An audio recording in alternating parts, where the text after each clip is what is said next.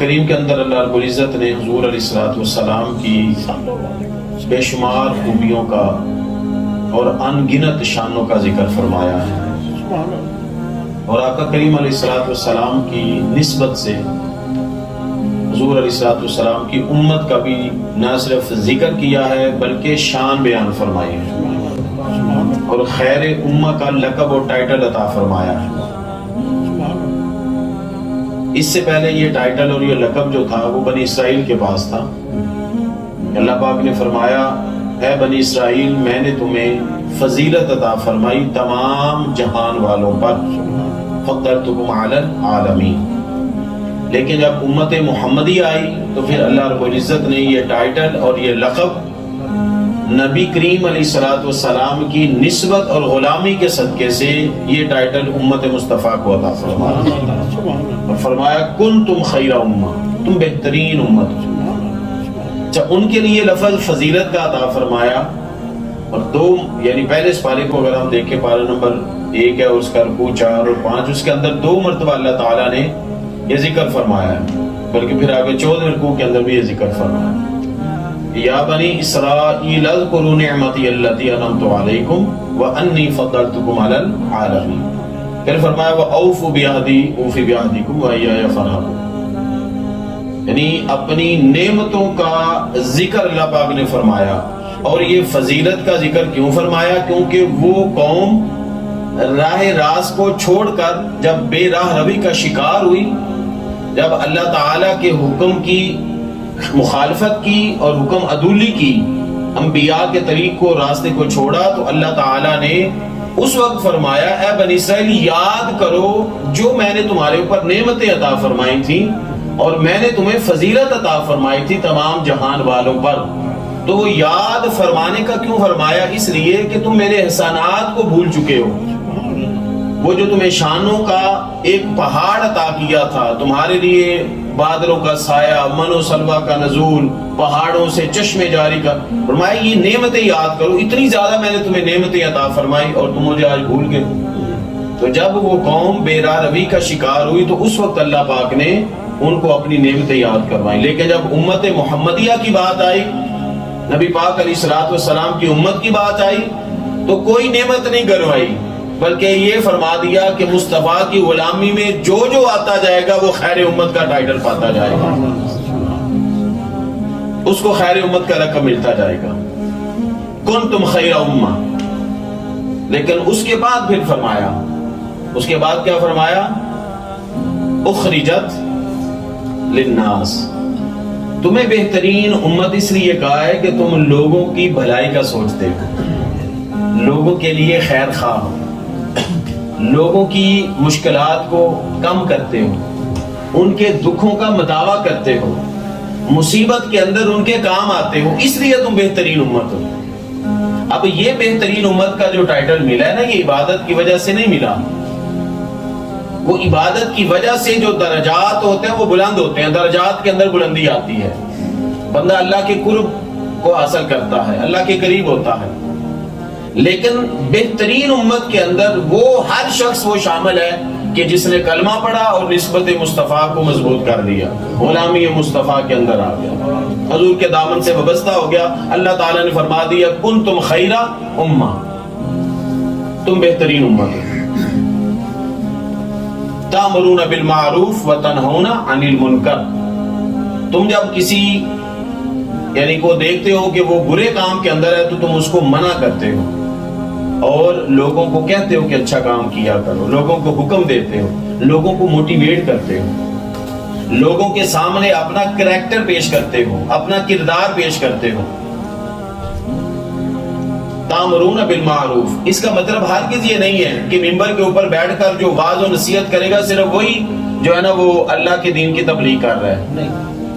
گھر کے اندر ایک والد اور ایک والدہ بھی اللہ کے دین کی تبلیغ کر کے اس ٹائٹل کو حاصل کر سکتا ہے، وہ اپنی اولاد کو اچھی بات بتا دے۔ اسکول کے اندر ایک استاد اور ایک لیکچرر، ایک ٹیچر جو ہے وہ اپنے بچوں کو اچھی بات بتا کر اس ٹائٹل کا حقدار بن سکتا ہے۔ اسی طرح پھر جو ذمہ داریاں بڑھتی جائیں گی، عہدہ اور منصب بڑھتا جائے گا، اسی طرح پھر اس کی جو آگے ذمہ داریاں ہیں اس کے حساب سے اس کو اللہ تعالیٰ درجات کی بلندی بھی عطا فرمائے گا. یعنی ایک بندہ اس کی دعوت اگر 10 لوگوں تک ہے اور ایک بندہ اس کی دعوت 100 لوگوں تک ہے تو پھر دونوں کے اندر اللہ تعالیٰ فرق رکھے گا, دونوں کے درجوں کے اندر اللہ پاک فرق رکھے گا. ایک بندہ ہے وہ 1 گھنٹے کے لیے اللہ کے لیے کھڑا ہوتا ہے, ایک بندہ وہ 10 گھنٹے کے لیے کھڑا ہوتا ہے, تو دونوں کے اندر پھر فرق ہوگا. اور پھر سورۃ المائدہ میں فرمایا کہ یہ جو سعادت ہے نا, یہ جو تمہیں خدمت کا موقع ملتا ہے, اس کو سعادت سمجھا کرو. لوگوں کی خدمت کا موقع ملے تو یہ سعادت سمجھا کرو. اگر گھر کے اندر کوئی مہمان آ جائے اس کی خدمت کا موقع ملے تو اس کو سعادت سمجھا کرو. اگر کوئی دوست مل جائے اس کے ساتھ اچھے طریقے سے گفتگو کرنے, اس کو سعادت سمجھا کرو, خوش اخلاقی کے ساتھ پیش آنا. یعنی انسان قدم قدم پر جو ہے وہ اس سعادت کو پا سکتا ہے, چاہے تو اس کو حاصل کر لے چاہے تو اس سے محروم ہو جائے.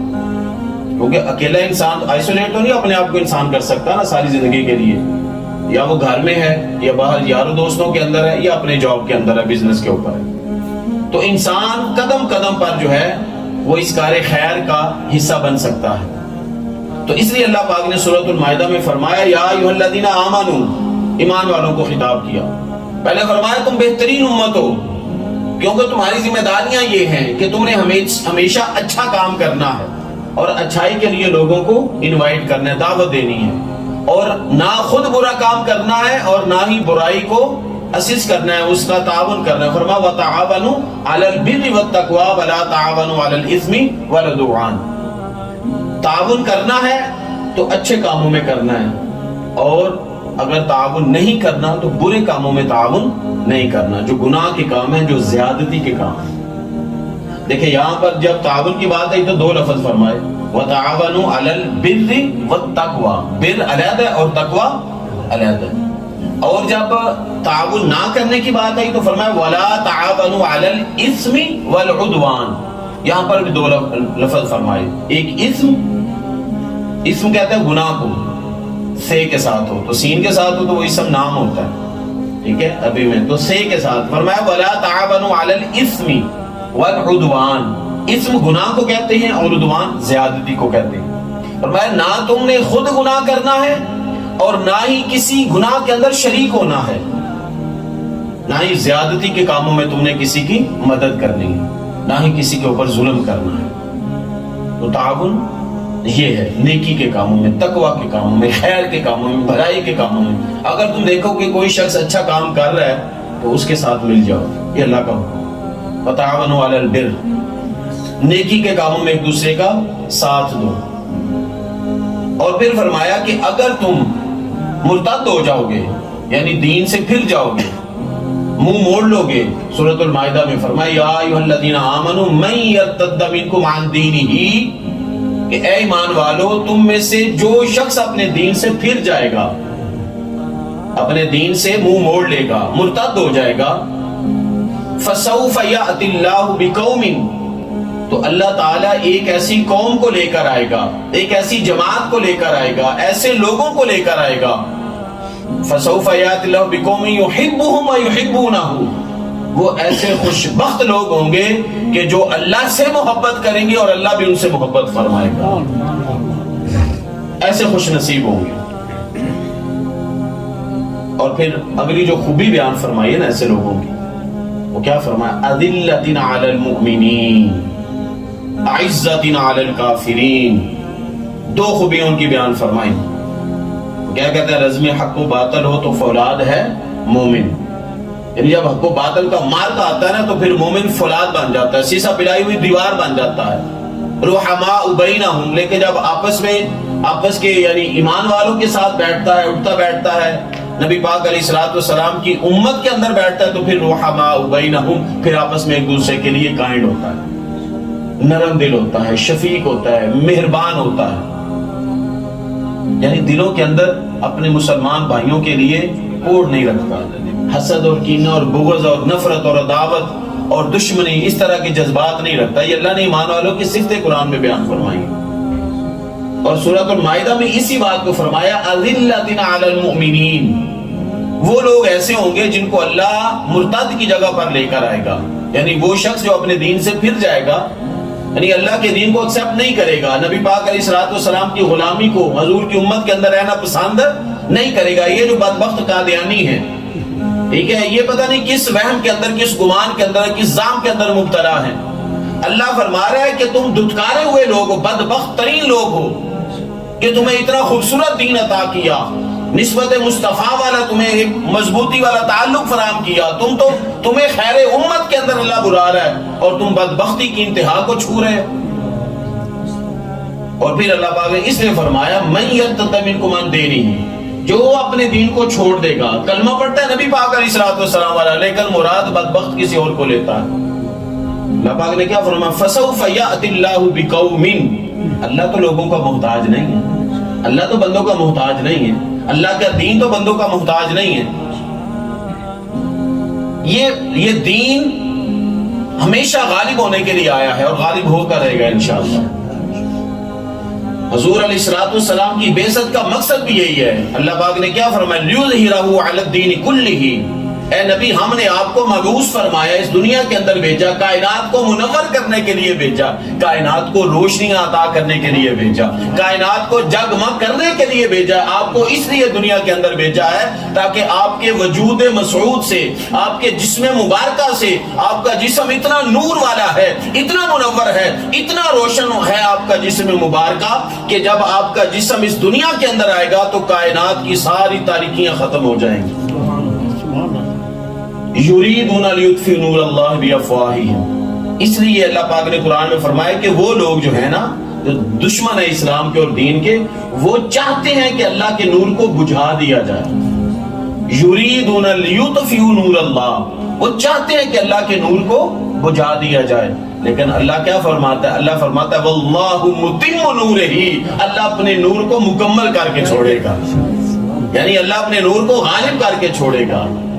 سبحان اللہ۔ تو اس لیے ہمیں سعادت سمجھنی چاہیے، جب بھی ہمیں نماز کا موقع ملے، اللہ کے دین کی خدمت کا موقع ملے، کسی کو اچھی بات بتانے کا موقع ملے، تو اس سعادت سمجھ کر یہ کام کرنا چاہیے، یہ ذمہ داری سمجھ کر کام نہیں کرنا چاہیے۔ یعنی جس طرح ہم گھروں کے اندر اگر اپنے بچوں کی اہل و عیال کی پرورش کر رہے ہیں یا تربیت کر رہے ہیں یا ان کے لیے ڈیوٹیاں دے رہے ہیں، تو یہ ذمہ داری سمجھ کے نہیں، سعادت سمجھ کے کرنا چاہیے کہ اس ایک عمل کے ذریعے اللہ پاک ہمارے درجے بلند فرما رہے ہیں۔ رشتہ داروں کے ساتھ اس نے سلوک کرنا، کسی کے ساتھ، کسی سے اگر کوئی چھوٹی موٹی غلطی ہوگی اللہ کے لیے اس کو معاف کر دینا، یہ وہ باتیں جن کو اللہ پسند فرماتا ہے۔ قرآن کے اندر ایمان والوں کی خوبیاں اللہ تعالیٰ نے انہی الفاظ کے ساتھ بیان فرمائی، اور کیا فرمایا اذلۃ علی المؤمنین، اللہ ایسے لوگوں کو لے کر آئے گا جو اپنے دین سے پھر جائے گا، یعنی جو اللہ کے دین کی باتیں نہیں مانے گا، جو قرآن سے انکار کرے گا، قرآن سے منحرف ہو جائے گا، حضور علیہ الصلوۃ والسلام کی ذات مقدسہ کو چھوڑ دے گا۔ کچھ لوگ ایسے بھی ہیں آج کے دور کے اندر جو نعوذ باللہ دہریہ کی طرف جو ہے نا وہ ان کا ذہن جا رہا ہے، وہ اللہ کے وجود کا انکار کر رہے ہیں۔ لوگ یعنی سوسائٹی دیکھیں اس طرح کی، اس لیے فرمایا کہ تم دیکھو کہ تمہاری سوسائٹی کیسی ہے، تمہاری نشست کیسی ہے، تمہاری مجلس کیسی ہے۔ یہ جو قادیانی ہیں، مرزائی ہیں، بدبخت، یہ کیا ہے؟ نبی پاک علیہ الصلوۃ والسلام کے دامن سے دور جا رہے ہیں، اور جو دہریہ ہیں وہ اللہ کے وجود کا ہی منکر ہو رہے ہیں، اللہ کے وجود کے انکاری ہیں۔ اس لیے دوستان محترم یہ ضروری ہے، آج یہ وقت کا تقاضا ہے، یہ فتنوں کا دور ہے، یقین جانے یہ فتنوں کا دور ہے، اس کے اندر ایمان کی حفاظت بہت مشکل ہے۔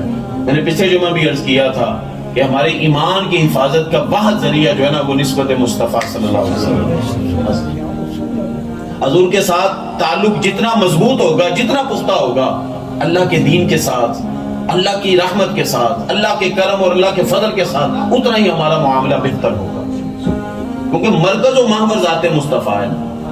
حضور علیہ الصلوۃ والسلام کی ذات ہی اس کائنات، اس دنیا کی مرکز ہے۔ اس لیے حضور نے فرما دیا تھا، آقا کریم علیہ الصلوۃ والسلام نے، کہ دو چیزیں چھوڑ کر جا رہا ہوں، ایک قرآن ہے اور دوسری میری سنت ہے۔ اور پھر فرمایا ایک قرآن ہے اور ایک میری اہل بیت۔ دو مختلف مقامات پر اللہ تعالیٰ کے نبی نے یہ بیان فرمایا، قرآن کو بھی تھامو، مصطفیٰ کو بھی تھامو، اور اہل بیت اطہار کو بھی تھامو۔ جو بندہ ان تینوں کو مضبوطی سے تھامے رکھے گا، میرے کریم نے یہ گارنٹی دی ہے کہ وہ کبھی بھی گمراہ نہیں ہو سکتا۔ جیسا بھی دور آ جائے، جیسا بھی وقت آ جائے، دجال کیوں نہ آ جائے، فتنے پوری آب و تاب کے ساتھ کیوں نہ آ جائیں، میرے آقا نے جب یہ گارنٹی دی ہے تو حضور کی گارنٹی سے بڑھ کر ہمیں کیا چاہیے؟ تو فرمایا اذلۃ علی المؤمنین، اللہ کن لوگوں کو لے کر آئے گا؟ پہلے ان کا شان اور مقام بیان کیا، فرمایا یحبہم ویحبونہ، اللہ بھی ان سے محبت کرے گا اور وہ بھی اللہ سے محبت کریں گے۔ تو ہم الحمدللہ ان خوش نصیبوں میں سے ہیں کہ ہم اللہ تعالیٰ کے دین کو دل و جان سے قبول کرنے والے ہیں، ہم آقا کریم علیہ الصلوۃ والسلام کے تعلق غلامی پر فخر کرنے والے ہیں، اہل بیت اطہار کے نفوس قدسیہ سے فیضان لینے والے ہیں، ہم وہ خوش نصیب ہیں۔ تو اللہ تعالیٰ نے پھر ان خوش نصیبوں کی، یعنی اگر ہم وہ خوش نصیب ہیں تو پھر ہماری ایک ذمہ داری ہے، ایک ڈیوٹی ہے، وہ کیا ہے؟ فرمایا اذلۃ علی المؤمنین، وہ جب اپنے مومن بھائیوں سے ملتے ہیں نا وہ بڑی عاجزی اور انکساری کے ساتھ ملتے ہیں۔ تو اس لیے ہمیں چاہیے کہ ہم اپنے مسلمان بھائیوں کے لیے نرم جذبے پیدا کریں، اپنے اندر عاجزی اور انکساری کو پیدا کریں۔ اور نبی پاک علیہ الصلوۃ والسلام نے فرمایا کہ وہ 7 لوگ 7 persons جن کے اوپر قیامت کے دن اللہ کی رحمت کا شیڈو ہوگا، سایہ ہوگا، اور اس دن کوئی اور سایہ نہیں ہوگا، اللہ کی رحمت کے علاوہ کوئی اور سایہ نہیں ہوگا، یہ حدیث پاک کے الفاظ ہیں۔ اور اس میں پہلا جو شخص ہے نا، پہلا جس کا نبی پاک نے فرمایا وہ سلطان عادل ہے، یعنی عادل حکمران، ایسا شخص جس کو اللہ نے حکمرانی کا تاج عطا کیا اور وہ عدل کرے اپنی رعایا کے درمیان۔ وہ ایران کا ایک بادشاہ تھا نوشیروان، وہ اتنا عدل کرتا تھا، اتنا عدل کرتا تھا کہ اس کے نام کے آگے ہی عادل لفظ لگ گیا، اب اس کا نام نوشیروان عادل ہے۔ اس کے علیحدہ جو ہے نا وہ قصے کہانی ہے۔ تو نبی پاک علیہ الصلوۃ والسلام نے فرمایا کہ سلطان عادل حکمران ہوگا اور عدل کرنے والے ہوگا، سب سے پہلے اللہ پاک اس کو اپنی رحمت کا سایہ عطا فرمائے۔ اور پھر کیا فرمایا؟ یہ بچے جو بیٹھے ہیں نا، نوجوان، یہ امتم ہے ہماری، ان کے بارے میں آقا کریم علیہ الصلوۃ والسلام نے فرمایا کہ وہ نوجوان جو اللہ کی عبادت میں جوان ہوا، اللہ کی عبادت کے اندر جس کی جو پرورش ہوئی، اللہ کی عبادت سے کیا مراد ہے؟ کہ وہ حرام سے اپنے آپ کو بچا کے رکھے، اس کو بھی اللہ قیامت کے دن اپنی رحمت کا سایہ عطا فرمائے۔ اور پھر فرمایا سبحان اللہ، وہ راجل قلب معلق فی المسجد، وہ شخص کے جس کا دل مسجد کے ساتھ جڑا ہوا، بیٹھا گھر میں ہوگا لیکن فکر نماز کی ہو۔ مسجد سے مراد کیا ہے؟ کہ اس کا تعلق نماز کی طرف ہو اور سعادت سمجھے کہ میں مسجد کے اندر جا کر نماز ادا کروں۔ تو جو شخص صرف دل مسجد کے ساتھ لگے کہ نماز پڑھنے جانا ہے، اس پر تو رحمت کا سایہ ہوگا۔ تو جو نمازیوں کے لیے آ کر پہلے صفائی کا اہتمام کرے، اللہ اکبر، اس کا مقام قیامت کے دن کتنا ہے۔ وہ 2 آدمی جو اللہ کے لیے محبت کریں اور اللہ کے لیے ناراض ہو جائیں، for the sake of God. یعنی کیا ہے کہ اگر کسی بندے کو دیکھے کہ یہ دین کا کام کر رہا ہے، بھلائی کا کام کر رہا ہے، تو اس کو اپنا محبوب بنا لے، اس کو اپنا دوست بنا لے۔ بے لوث محبت جس کو کہتے ہیں، اللہ کے لیے محبت کرنا، عہدے کے لیے نہیں، منصب کے لیے نہیں، دولت کے لیے نہیں۔ ایسا نہیں ہے کہ کوئی امیر ہے اس کو محبوب بنا لے، دوست بنا لے، جو غریب ہے چاہے وہ نیک کتنا ہی ہے اس کو دوست، اس کے ساتھ نہیں۔ اللہ کے لیے محبت، اللہ کے لیے ناراضگی۔ اور جو دیکھو کہ جو حرام کاموں میں ہے، بدکاری کے کاموں میں ہے، زنا اور شراب کے کاموں کے اندر ہے، فرمایا اس سے تعلق کبھی بھی قائم نہ رکھو، وہ خود بھی تباہ ہوگا، وہ تمہیں بھی بربادی کی طرف لے کر جائے گا۔ اور جو اللہ کا نیک بندہ اس کے ساتھ دوستی کر لو، وہ خود بھی ترے گا، تمہیں بھی انشاءاللہ ترائے گا۔ بالکل ایسا ہی ہے جیسے وہ پانی کے اندر وہ لکڑی ترتی ہے، تیرتی ہے نا، ڈوبتی نہیں ہے۔ تو ایک کیل ہوتا ہے نا، کیل لوہا، وہ اس کے ساتھ لگا دیا جائے تو وہ لکڑی اس کو بھی آگے لے کر چلے جائے، اس کو بھی ڈوبنے نہیں دے رہی۔ اسی طرح آقا کریم علیہ الصلوۃ والسلام نے فرمایا وہ شخص کہ جس کو کسی عورت نے، یعنی صاحب حسب و نسب اور صاحب حسن و جمال، اس عورت نے دعوت دی برائی کی، وہ شخص صرف یہ کہہ دے انی اخاف اللہ، میں اللہ سے ڈرتا ہوں، ایک لفظ بولے میں اللہ سے ڈرتا ہوں، اس کی دعوت کو ایکسپٹ نہ کرے، اللہ تعالیٰ اس کو بھی اپنی رحمت کا گوشت ملے گا کہ میرے بندے تو نے، جب تجھے پاس چانس تھا، موقع تھا، تجھے انوائٹ کیا جا رہا تھا، دعوت دی جا رہی تھی، لیکن تو نے یہ کہا کہ میں اللہ سے ڈرتا ہوں، تو دنیا کے اندر میرا ڈر، میرا خوف رکھنے والا تھا، آج میں تجھے اپنی رحمت کی آغوش میں لے لیتا ہوں. اللہ اس کے اوپر اپنی رحمت فرمائے, رحمت کا شیڈو, رحمت کا سایہ اس کو ملے گا. کتنی بڑی سعادت ہے ہمارے لیے, ایک ایک قدم کے اندر سعادت ہے مسلمان کے لیے. مسلمان کی زندگی کتنی خوشبختی والی زندگی ہے. اور پھر کیا فرمایا, پھر فرمایا کہ وہ شخص جس نے تنہائی میں اللہ کو یاد کیا. نمبر 6 پہ, تنہائی میں اللہ کو یاد کیا اور اس کی آنکھ سے آنسو بہ نکلا ہو. کبھی کبھی ہمیں ایسا تنہائی کے اندر کبھی کبھی ایسے اللہ کو یاد کرنا چاہیے کہ ہماری آنکھ سے ایک آنسو بہ نکلے. ہر روز نہ صحیح, زندگی میں کم از کم ایک مرتبہ کہ ہم کم از کم اس کیٹیگری میں تو آ جائیں. باری تعالیٰ ہمیں ساری زندگی تو یہ سعادت نہیں تھی, لیکن ایک وقت ایسا آیا تھا کہ ہم اپنے کمرے میں بیٹھے ہوئے تھے, گھر کے اندر بیٹھے تھے, باری تعالیٰ کاؤنٹر میں دکان میں بیٹھے ہوئے تھے, کار گاڑی میں بیٹھے ہوئے تھے, بس تیرا ڈر آیا تو آنکھ سے آنسو بہ نکلے. اللہ فرمائے گا جب تمہیں دیکھنے والا کوئی دوسرا نہیں تھا نا, اس وقت تم نے میرا ڈر اپنے دل کے اندر رکھا اور اپنی آنکھوں سے آنسو نکال دیے میرے ڈر اور خوف سے, میری محبت کے اندر. جب اس ایک آنسو کی قیمت اس قدر زیادہ ہے کہ قیامت کے دن تمہیں اپنی رحمت کا سایہ عطا فرمائے. ایک آنسو کی قیمت, ایک آنسو کی قدر اللہ کے ہاں اتنی ہے. دنیا والوں کے لیے ہم بہت روتے ہیں, اپنوں کے لیے بہت روتے ہیں, کیونکہ یہ جذبات ہے ہمارے. انسان کے اس کے اوپر انسان کو تو وہ کوئی یعنی زور نہیں ہے نا, کنٹرول نہیں ہے انسان کا. نبی پاک علیہ الصلوۃ والسلام کی جب صاحبزادے فوت ہوئے نا چھوٹے, حضرت ابراہیم جو حضرت ماریہ سے تھے, باقی ساری اولاد نبی پاک کی حضرت خدیجہ سے تھی, ٹھیک ہے, یہ تو صاحبزادے تھے حضرت ابراہیم. یہ دیکھیں کہ نبی پاک علیہ الصلوۃ والسلام نے اپنے جد امجد سیدنا ابراہیم علیہ السلام کے نام پر ان کا نام رکھا. تو ابراہیم جب فوت ہوئے تو حضور صلی اللہ علیہ وسلم نے اس طرح, یہ جب سورۃ الکوثر نازل ہوئی تو آقا کریم علیہ الصلوۃ والسلام نے ایسے ہاتھ میں پکڑا ہوا, چھوٹے سے معصوم سے بچے, شہزادے تھے, جنت کے پھول تھے, تو حسین کا صدقہ تھے, حسین کا صدقہ اتارا تھا آقا کریم علیہ الصلوۃ والسلام نے ابراہیم, کیونکہ اس وقت حضرت ابراہیم ایک گود میں تھے اور حضرت امام حسین دوسری گود میں تھے. تو اللہ نے فرمایا آج میں نے امتحان لینا ہے. تو جبرائیل آئے, عرض کی یا رسول اللہ صلی اللہ علیہ وسلم, اللہ امتحان لینا چاہتا ہے, آزمانا چاہتا ہے. تو نبی پاک علیہ الصلوۃ والسلام نے فرمایا کیسا امتحان؟ یا رسول اللہ صلی اللہ علیہ وسلم, یہ آپ کی گود میں 2 شہزادے ہیں, دونوں ہی اللہ کو پیارے ہیں, دونوں ہی اللہ کے محبوب ہیں. اللہ چاہتا ہے کہ ان دونوں میں سے ایک آپ رکھ لیں, ایک مجھے دے دیں, ایک آپ رکھ لیں, ایک مجھے دے دیں. تو آقا کریم علیہ الصلوۃ والسلام نے ابراہیم شہزادے کو دیکھا, امام علی مقام سیدنا امام حسین کو دیکھا. تو اللہ پاک کے محبوب اکرم صلی اللہ علیہ وسلم نے ارشاد فرمایا جبرائیل میں نے حسین کو بچا لیا اور حسین کا صدقہ ابراہیم کو میں نے ڈال دیا. تو امام حسین کا صدقہ تھا ابراہیم علیہ السلام جو فوت ہوئے تھے نا, کیونکہ آقا کریم علیہ الصلوۃ والسلام کو معلوم تھا کہ میرا حسین کربلا میں میرا دین بچائے گا. بہرحال یہ چونکہ میں آج یہ کہہ رہا ہوں کہ حضرت ابراہیم جو تھے وہ چھوٹے شہزادے جب فوت ہوئے تو آنکھوں سے آنسو جاری ہو گئے. تو صحابہ کرام نے دیکھا تو صحابہ کی آنکھیں نکل گئی. اللہ کے نبی آپ تو ہمیں تسلیاں دینے والے, آپ تو ہمیں حوصلہ دینے والے, آج آپ کی آنکھوں میں آنسو آ گئے. آقا کریم علیہ الصلوۃ والسلام نے فرمایا یہ اولاد کی محبت ہے جو اللہ تعالیٰ والدین کے دلوں میں ڈال دیتے ہیں.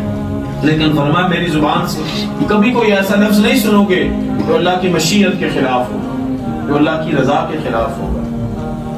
اور وہ 7 اشخاص ہیں, ان کے اندر جو آخری شخص ہے اس کے بارے میں فرمایا وہ شخص جس نے چھپ کر کسی کو صدقہ دیا ہو اور ایسا چھپ کر دیا ہو کہ دائیں ہاتھ سے دیا اور بائیں ہاتھ کو بھی خبر نہ ہونے پائے, وہ بھی قیامت کے دن اللہ کی رحمت کے سائے میں.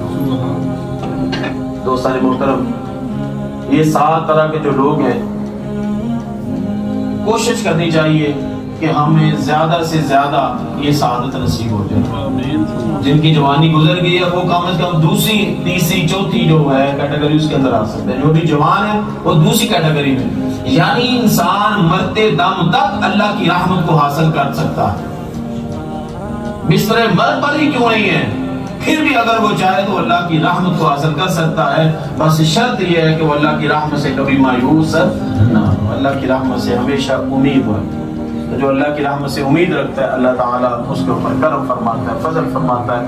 ابھی انشاءاللہ سارے مل کے ہم بعد میں فاتحہ کریں گے, دعا کریں گے اللہ پاک اصغر علی کی جو قبر حشر کی منزلیں اللہ پاک اس مرکز کی خدمت کے صدقے سے اور عارضی اور انکساری کا جو فیض لے کر یہاں پر اللہ پاک اس کے صدقے سے اس کی تمام منازل کو آسان فرمائے. اور اللہ تعالیٰ ہمیں بھی اپنے دین کا کام سعادت سمجھ کر کرنے کی توفیق رفیق عطا فرمائے. وما علیہ الا البلاغ. Thank